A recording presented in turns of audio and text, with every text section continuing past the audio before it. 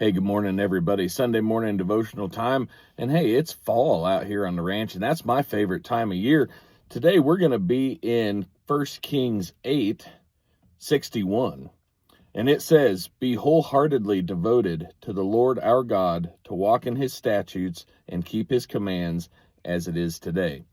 Fall's my favorite time of year. I love the changing of the seasons, but sometimes fall gets kind of shortchanged. It might be summer in the afternoon, it might be winter in the evening, you might get a little fall in the morning. You never exactly know where it's going to be. And verse 61 this morning says, "Be wholeheartedly devoted to God." Out here where we live, you get summer for sure, you get winter for sure.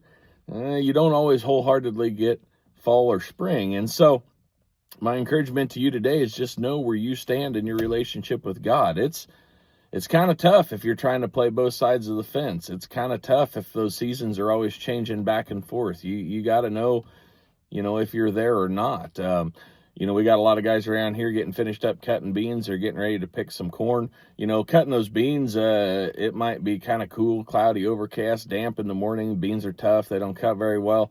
Moisture might be up in the 14, 15, 16s.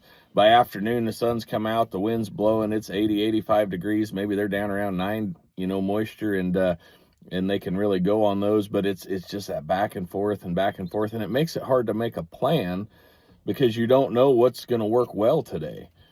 Well, think about that in terms of your faith walk. It's hard to make a plan if you don't know where you're at, and how are you going to make a plan and get good done for the kingdom if you're not sure, which side of that fence you're on, if you're not in wholeheartedly or not. So my encouragement for you today for this week is, figure out where you stand, figure out what season of life you are in. And hopefully it's verse 61 where you're being wholeheartedly devoted to the Lord, and make that plan based on that and go from there. All right, we'll see you back here next week.